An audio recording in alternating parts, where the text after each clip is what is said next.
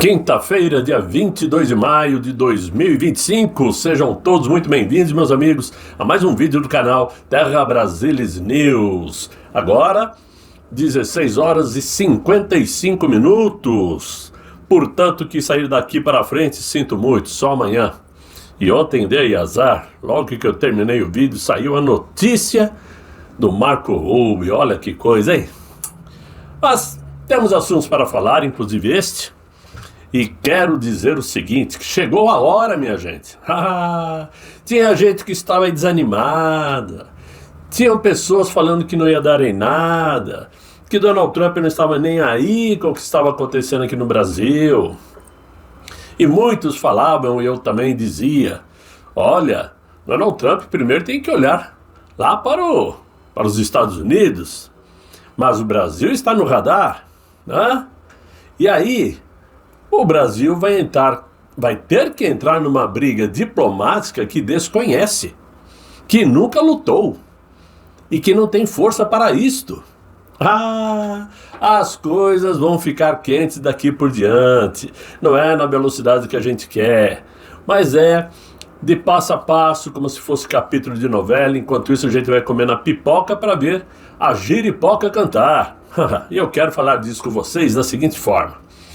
Antes de entrar no assunto propriamente dito, vamos dizer aqui que, agora à tarde, saiu uma manifestação daquele ministro Gilmar, dizendo o seguinte: não se pode admitir que agentes estrangeiros cerceiem o exercício da jurisdição doméstica na tutela de garantias constitucionais. Eles gostam de falar bonito, né? Dão aquela enrolada, aquela encebada para falar a bobagem que todo mundo fala no dia a dia. A autonomia normativa representa imperativo da autodeterminação democrática. Afirmou ele aonde? No X. Ele usa o X. Puxa vida, hein? Eles querem tanto a censura. Quiseram destruir o X do Elon Musk, mas ele usa o X, né? Mendes defendeu ainda a regulamentação das plataformas digitais e o estabelecimento de parâmetros para discurso de ódio. Tudo eles arrastam para regulamentação das mídias sociais. Tudo chamam de discurso de ódio. E quem teve a oportunidade de ver aí um pequeno bate-boca, né, entre o tal Guga Chakra, aquele que tem um cabelo espinado que nem um galinho garnizé, e a tal da Cantanhede, a tacanha, né, falando sobre esse assunto. A Cantanhede falando horrores, né, sobre Donald Trump, defendendo com unhas e dentes o direito daquele ministro de fazer o que está fazendo. Ou seja, o circo pegou fogo e eles, nos bastidores, estão batendo boca como nunca, porque não sabem como lutar esta luta. É Davi contra Golias. Mas se lá atrás Davi soube como derrotar Golias, porque tinha as bênçãos de Deus, esse aqui no Brasil não tem bênção nenhuma. Por tudo isto, o que temos para falar hoje, meus amigos, não é somente sobre censura, perseguição política ou ativismo judicial, que parte inclusive da mais alta corte brasileira, mas sobre um sistema que há anos se protege entre si, enquanto cala o povo com decisões que mais parecem vingança pessoal do que justiça. É o que estamos vendo hoje. O que temos a dizer é que o sistema criou um jogo vicioso de poder, onde as altas figuras do cenário brasileiro se posicionam de forma autoritária, com imposições arbitrárias que atingem somente um espectro político, justamente aquele que tenta combater o que é de errado nesse sistema de política brasileira. Somos nós os conservadores, só nós somos perseguidos por esta justiça. Isso tudo é tão verdade que, se o povo até agora não conseguiu barrar o avanço dessas arbitrariedades, foi necessário então que um recado de Donald Trump fosse direto através de seu secretário de Estado, Marco Rubio. Se vocês abusam do poder e usam a toga como escudo, então a conta vai chegar através da Lei Magnitsky, lei de 2012, né, que foi inclusive sancionada por Barack Obama. Em referência a Sergei Magnitsky, um advogado tributário russo que morreu na prisão após expor corrupções do governo. Muito bem, mesmo de forma irônica, podemos imaginar que Donald Trump, aquele mesmo que já foi piada na boca desses ministros, resolveu parar de brincar e mirar onde realmente dói. Nos camarotes da elite togada. Nada de decisão democrática, embargo infringente ou habeas corpus. A canetada agora vem direto do Departamento de Estado americano, mirando os escritórios milionários das esposas de 4 ministros, pelo menos. Acabaram-se os tempos de viagens glamourosas, com carona da FAB, e até com avião de carga da FAB também, mas é outro assunto, né? Acabou o tempo de contratos bilionários com empresas gringas e aquela doce sensação de impunidade protegida por gravatas de veludo. Eu sei, ainda é cedo para comemorarmos, né? Mas uma coisa é certa, um secretário de Estado americano, que é o cargo mais forte do governo americano, que é o secretário de Estado, depois vem o secretário de Defesa, né? Não abriria a boca para dizer o que disse ontem lá na Câmara dos Representantes americanos, se já não houvesse realmente um estudo pronto e definido de como agirão contra tudo que está acontecendo no Brasil. Eles já sabem tintim por tintim o que está acontecendo, sabem sobre esses inquéritos que foram abertos por aquele ministro, sabem sobre a possível prisão que venha a ocorrer do nosso presidente Jair Bolsonaro, sabem das perseguições políticas, sabem mais ainda do caso Felipe Martins. Então eu não creio, sinceramente, que aquele ministro e seus parças estejam à vontade. Não estão mesmo. Muito embora, em minha visão, eles também não irão recuar. E muito menos demonstrar publicamente preocupação com a situação. Mas certamente nos bastidores já estão dialogando sobre o que fazer se as palavras de Marco Rubio se concretizar. E estão se perguntando também qual será a postura do Itamaraty, que bem sabemos tem muito mau relacionamento com a diplomacia americana. Vamos lembrar que já estamos no 5º mês de governo de Donald Trump e até o exato momento ele ainda não indicou um nome para ocupar a embaixada americana em Brasília, o que denota a pequena importância de relacionamento entre os dois governos. Há 2 dias eu comentei com vocês sobre a falsa ideia de que membros do governo americano, em especial de um comandante 4 estrelas, que é chefe do Comando Sudeste americano, tivesse vindo ao Brasil para tratar apenas de crime organizado. Já que esse tipo de assunto é tratado com o Ministério da Justiça e não com as Forças Armadas, como aconteceu. Também citei a visita do coordenador de sanções do governo americano, David Gamble, que também veio tratar do mesmo assunto, que na prática não lhe diz respeito, como o tal avanço do crime organizado, como foi tratada a visita. Os assuntos não batem. E o time, também não é para ser tratado como coincidência. Muito pelo contrário, a visita desses funcionários do governo Trump tiveram outros propósitos, sim. Tenham certeza disto. Assim como em 2022, um general americano veio ao Brasil nas vésperas, praticamente, do pleito eleitoral e pediu para que Jair Bolsonaro respeitasse os resultados, e agora nós sabemos o porquê que ele veio dar esse recado, não é isso? A mesma coisa, esses podem ter vindo para esta finalidade. Pisem no freio, prestem atenção no que estão fazendo, retrocedam, não façam bobagem, coisinhas desse tipo.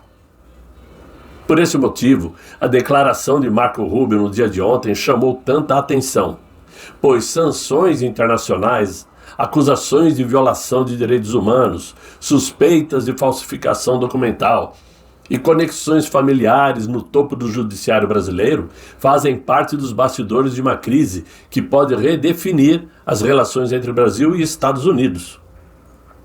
Vocês se lembram que ontem eu comentei com vocês que o Supremo havia julgado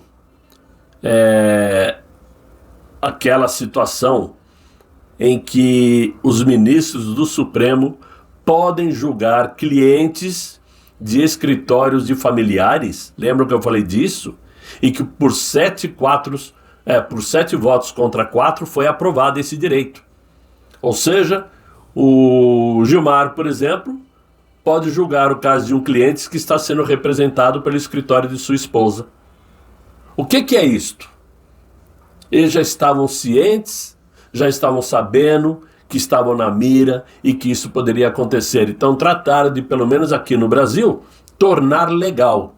Muito embora não tenha sido uma lei aprovada no Legislativo, muito pelo contrário, é uma decisão interna do Supremo.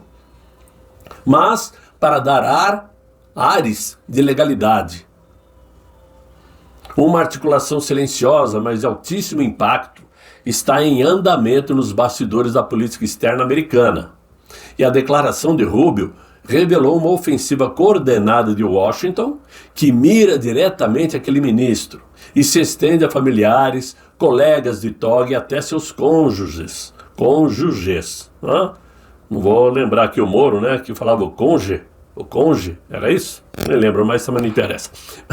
Vamos lá. O foco da investigação recai sobre supostas violações de direitos humanos e práticas que vêm sendo classificadas como perseguição política a opositores, principalmente perseguição a Jair Messias Bolsonaro, que, como eu disse, está prestes aí a, quem sabe, receber voz de prisão, segundo a apuração do site Metrópolis.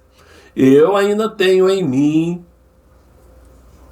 uma simples ideia de que isso não vai acontecer. Algo me diz que esse passo eles não darão, não sei porque eu tenho essa convicção. Se acontecer também não vai ter problema nenhum eu dizer, olha, aconteceu. Mas eu ainda acho que não acontecerá. Reação imediata do Planalto e articulação do Itamaraty. Esse é o X da questão. Qual será essa reação? E qual será esta articulação? A fala de Marco Rubio caiu sim como uma bomba no Palácio do Planalto ontem. Tanto é que o próprio presidente Inácio, segundo fontes do próprio site Metrópolis, mandou que seus imediatos se reunissem para discutir o assunto, né? E ele mesmo, o Inácio, comunicou imediatamente o Itamaraty para uma resposta diplomática. A ordem foi clara. A ordem foi muito clara: não permitir ingerência estrangeira sobre um ministro do Supremo. Bem, primeira coisa, o ato falho qual é? O ato falho é que o Marco Rubio respondeu a um deputado americano lá nos Estados Unidos e deu a ideia dele. Mas ainda não se concretizou. Portanto, ainda não se transformou em assunto diplomático, para que o Itamaraty já se pronuncie. Já é um ato falho, antes de qualquer coisa. Segundo, que nós sabemos que o Itamaraty brasileiro não tem força para debater com os Estados Unidos.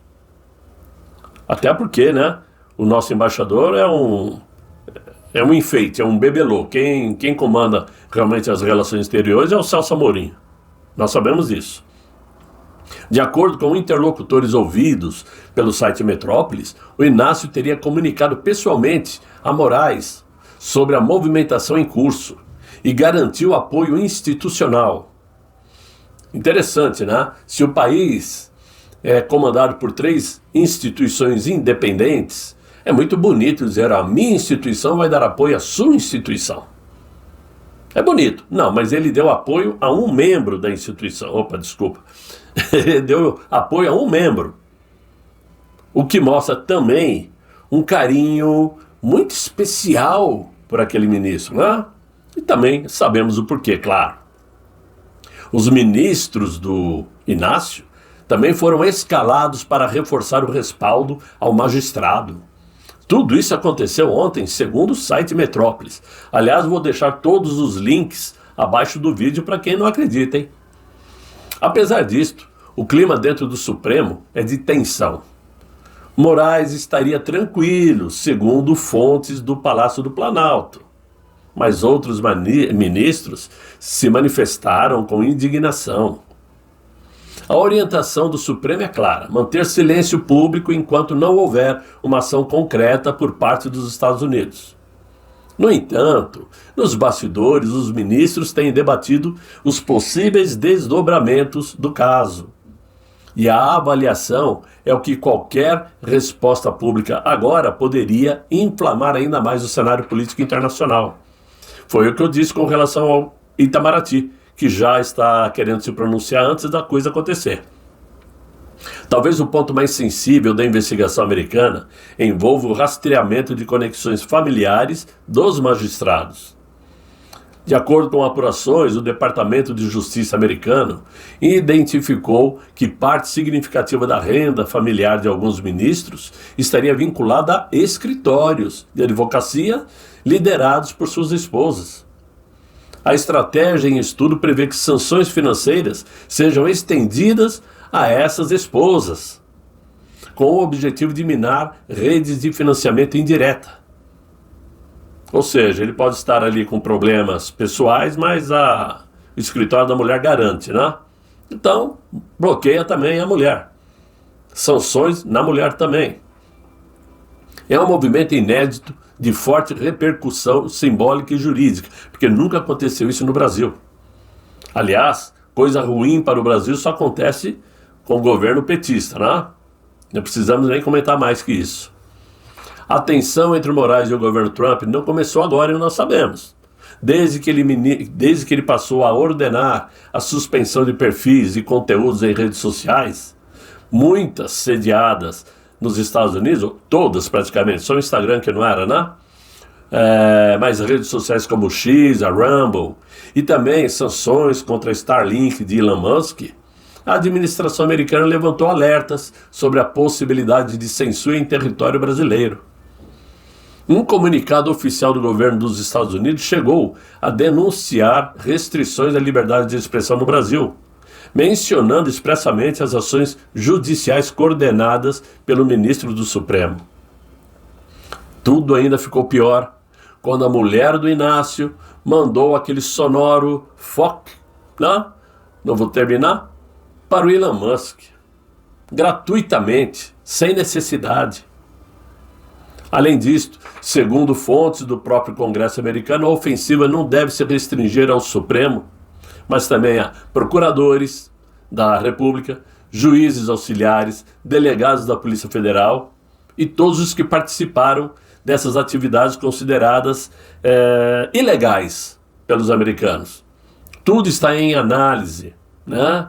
E estão sendo incluídas em listas de sanções internacionais. Porque o argumento central é de que há uma suposta atuação coordenada para sufocar opositores políticos e limitar a atuação de figuras próximas ao ex-presidente Jair Messias Bolsonaro, o que para o governo de Donald Trump caracteriza perseguição política, com potencial de impacto internacional. O que nós podemos concluir com tudo isto? Que com essas acusações que envolvem falsificação, censura, perseguição política e tráfico de influência, o caso Moraes se tornou um dos mais delicados embates diplomáticos entre Brasil e Estados Unidos. A pergunta que se impõe agora não é apenas se haverá sanções, mas quando ocorrerá e qual será o alcance delas. E aí, os próximos dias, meus amigos, devem ser decisivos. É que nem eu disse, é comprar pipoca no supermercado, né? E esperar sentadinho para acompanhar o que vem pela frente. O que eu sei de fato é o seguinte: dizer que o ministro está tranquilo, que ele prefere a Europa do que os Yankees, prefere viajar para a Europa do que para os Estados Unidos, isso é conversa mole para boi dormir, porque ele como juiz, juiz não, ele não é juiz, ele como advogado, mas ministro da Suprema Corte, sabe perfeitamente que se a lei Magnitsky for aprovada, for imposta contra ele, ele perde sua condição financeira, tanto aqui no Brasil como na Europa, ou não precisa ir nos Estados Unidos. Cartão de crédito, Visa, Mastercard, American Express, Baubau, ele perde, é tudo empresa americana.